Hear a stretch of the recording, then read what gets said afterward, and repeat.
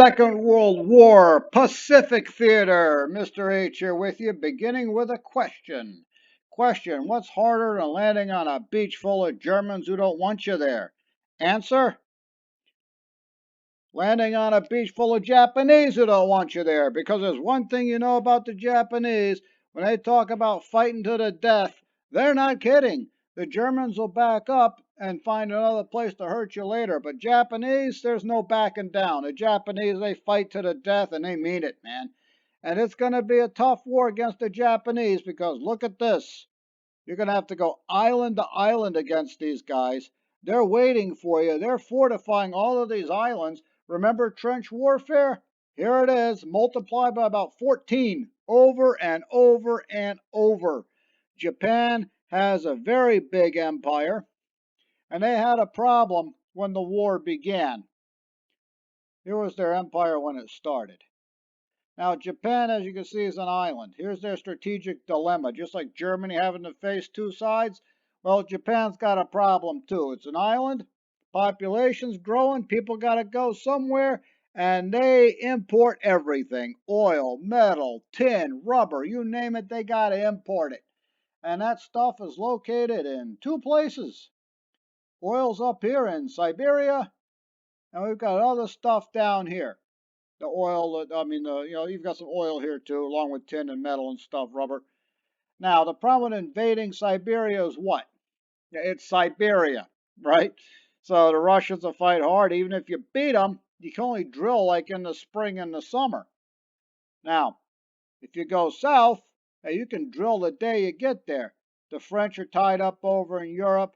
The British in Hong Kong, they're tied up over there. But the problem here is the Philippines, right? We own the Philippines, United States. So if you try to invade anything down here, this is the unsinkable aircraft carrier.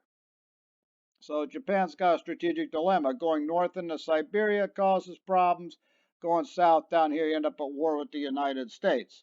Now, they've taken Korea, they've got Manchuria. This is where they're sending their population. They're growing grain over here. Hey, sound like Manifest Destiny just a little bit? Student brought that up to me last semester. It's a disturbing parallel. Manifest Destiny in Japanese with better weapons. Yeah, I'm just gonna keep moving on from there. You just come to your own conclusions. So they've also been invading China, and you can see the Japanese are pretty busy. Back to this dilemma. Soviet Union to the north, down here into the South Pacific. Well, they're deciding to go south, but like I said, the Philippines are in the way. So what if we take the Philippines, but then the U.S. fleet way out there in Pearl Harbor is going to show up?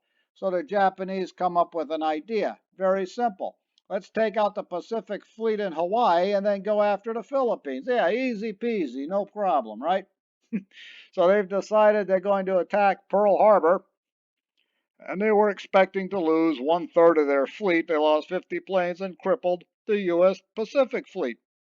Now, the man who orchestrated the attack was Yamamoto, who had actually been to the United States, went to school at Notre Dame for a while. You don't see that in the alumni brochure, do you?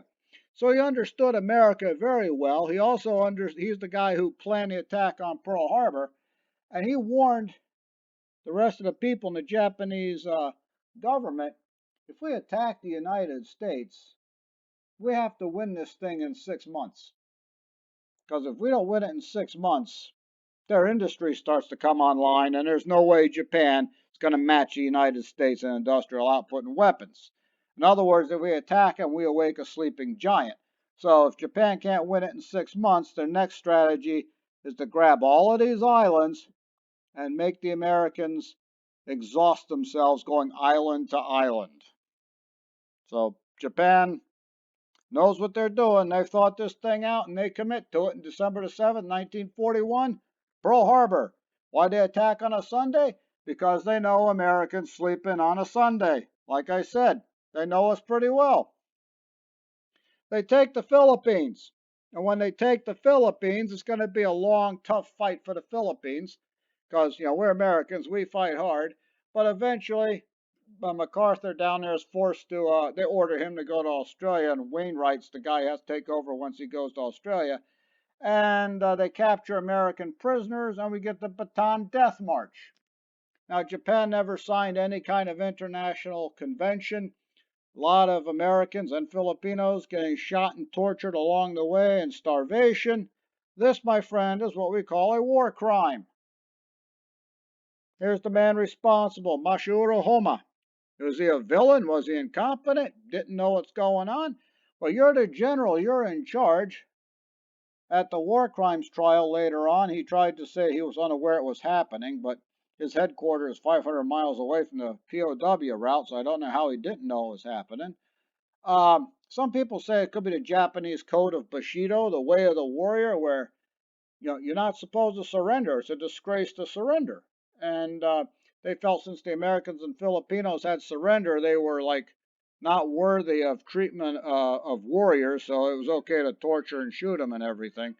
Well, we're going to have ourselves a war crimes thing a little bit later on when the war's over, and our friend Homa is executed for 48 counts of war crimes in April of 1946.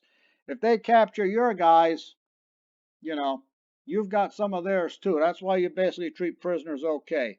You capture prisoners, I mean, make them offload trucks or whatever, but, torturing and shooting people, you do that, you're taking a trip backwards into the dark ages, man. Now, we did some stuff that wasn't so great either. We kind of flipped out after Pearl Harbor. Japanese internment camps. What's this all about? Well, the term for an American of Japanese descent in Japanese is a Nisi. That's just a name for him. It's like saying Aussie or Canuck or Yank or whatever. So this is an American of Japanese descent. A lot of them live in Hawaii. They've been there since at least the 1850s. And of course, lots of Japanese people living on the West Coast.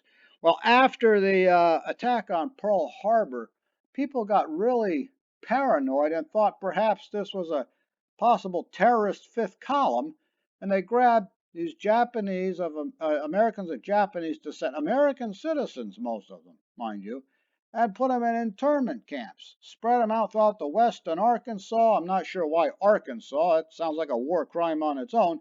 But nonetheless, they spread these people over. It wasn't the greatest conditions you shoved American citizens into.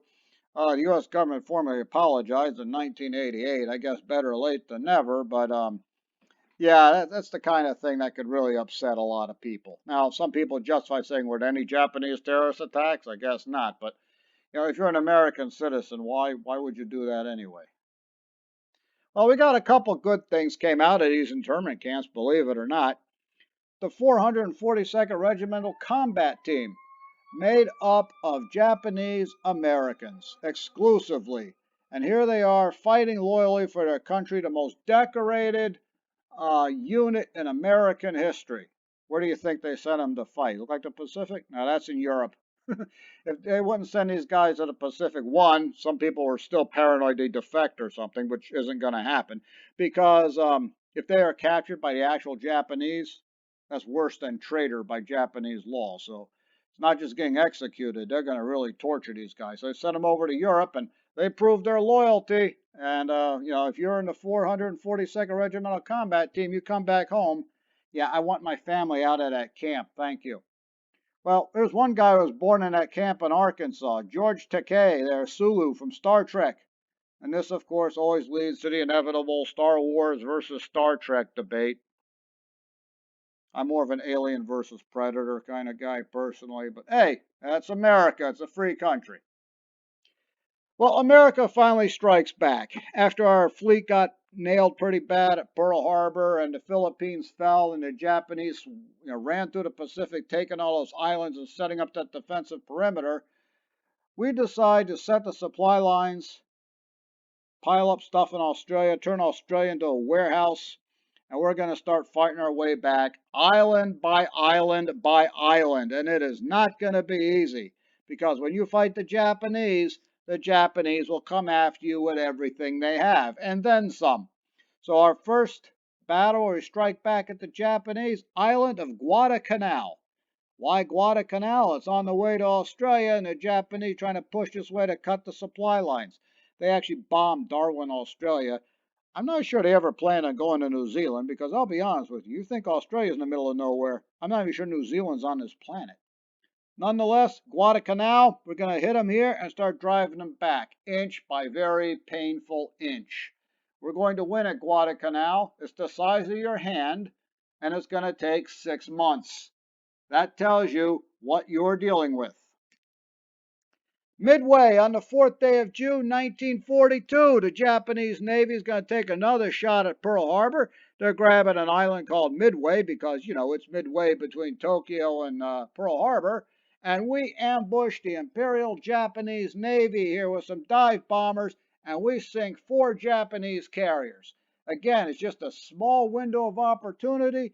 We caught them in between refueling stuff. They had their dive bombers and torpedoes and ordnance, everything out on the deck of these aircraft carriers. And guess what, man? Showed up at the right time. Sank 3 right off the bat. Took a while for the 4th one to go under. Japanese Navy is never going to be the same after that. We have hit them and hit them hard. Now the Japanese Navy's falling back. It's been 6 months. Guess what? America's industry's online, and we are just pumping out ships and planes, and we are going to beat them into submission. But they're the Japanese, so it's not going to be easy. Because we have to go island hopping. The fun and easy way. Island to island, yes. Have to land on the beach, go after these Japanese fortifications, and it turns into trench warfare, just like it was 1914. Better weather, I guess. Looks a bit hotter. Yes, island hopping, the fun and easy way.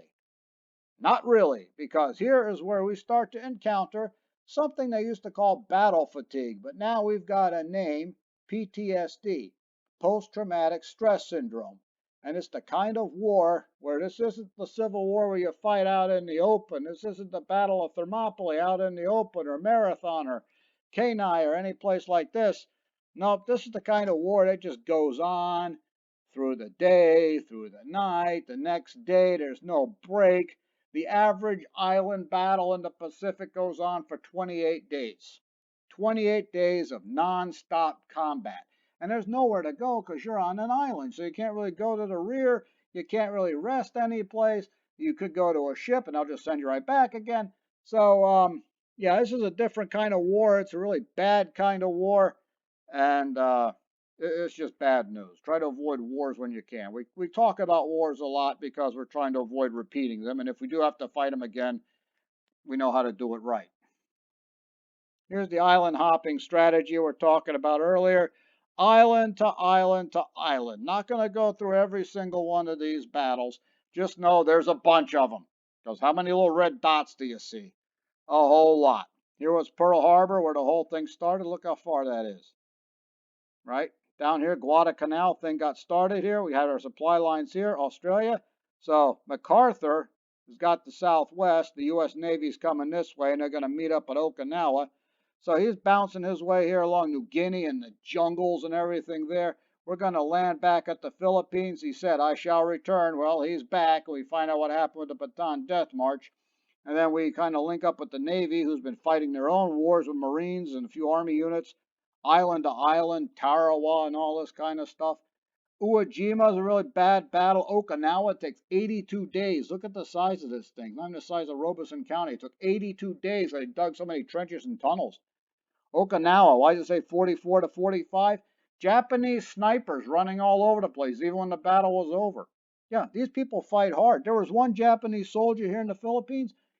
He did not surrender until 1972. He was running in the jungles, taking shots at people now and again. Finally found the guy, finally cornered him, finally convinced him to please surrender. I figured, imagine all the back pay that guy had coming back to Japan. Man. So this island hopping strategy is very successful, but oh, does it take a toll, man. Lots of people getting killed. Lots of ships getting hit. We got the kamikaze showing up, the airplanes that fly directly into American ships, a suicide bomber. One half of the U.S. Navy is committed to this thing. 1/4 of the British Navy. Oh, believe me, Japan is ready. And if you think these battles are bad, what would it be like if you invaded the Japanese mainland?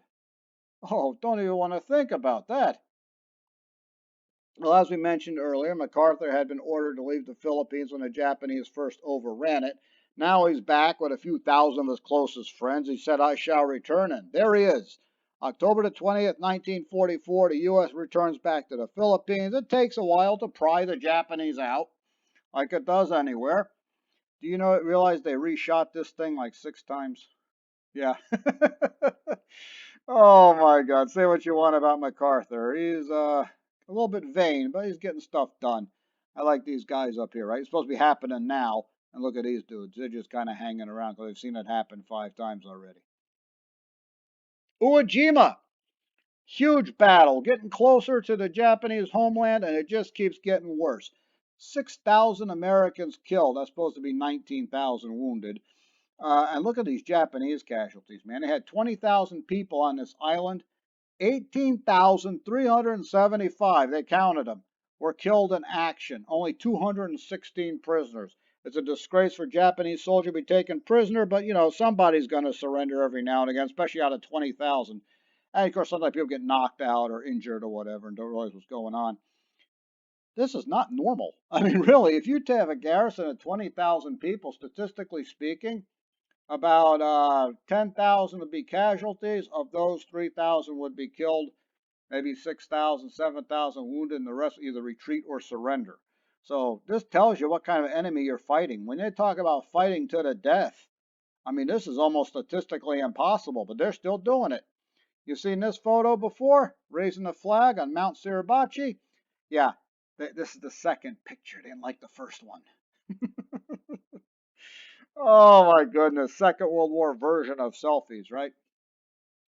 After Iwo Jima, we got Okinawa. Here we are, First World War rerun. Look at these U.S. casualties. 12,000 killed, 25,000 wounded. A Japanese garrison of 77,000 killed. Yeah, only 7,000 captured. Ironically, this was the largest surrender in Japanese history. So maybe they're finally starting to break. I don't know. But still, man, this is insane. And look at the U.S. here. We always got killed and wounded and missing. 26,000 psychiatric casualties. Remember PTSD? This is the first time we start actually keeping statistics on this kind of stuff. And PTSD has been around a long time. Like I said, it used to call battle fatigue. And we've seen evidence of it before. I mean, Battle of Gettysburg, Colonel Rufus Dawes, the guy who led the Iron Brigade. We have letters he wrote home. He's got this shaky handwriting. That usually means he's got the shakes in his hands, which is usually one symptom of post-traumatic stress syndrome. And of course, First World War, people go crazy, battle fatigue and stuff. So this is the first time we've actually able to study it in a scientific manner. 26,000 psychiatric casualties. Oh my goodness, man. You can't use these guys again. I mean, it's almost like they're one of these. I wonder who has it worse. Yeah, I don't know. At least you get to walk away from it with this, right? Japan, no statistics available. Why do you think? Yeah, not many of them left to study. So when we take a look at invading the home islands, and you saw what Iwo Jima and Okinawa were like I said, what do you think it'd be like invading the home islands? Oh, that would just be a nightmare. You thought the First World War was bad. You thought Okinawa was bad. You thought Iwo Jima was bad. Take all of that and multiply it by like 100. So we've been working on the atomic bomb there, the Manhattan Project. We're not even sure it's going to work. FDR, died in 1945, April, just before he crushed Germany.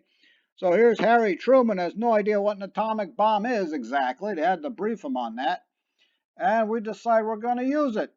And the first one goes off on August the 6th, 1945 at Hiroshima. Blows up, kills about 70,000 people.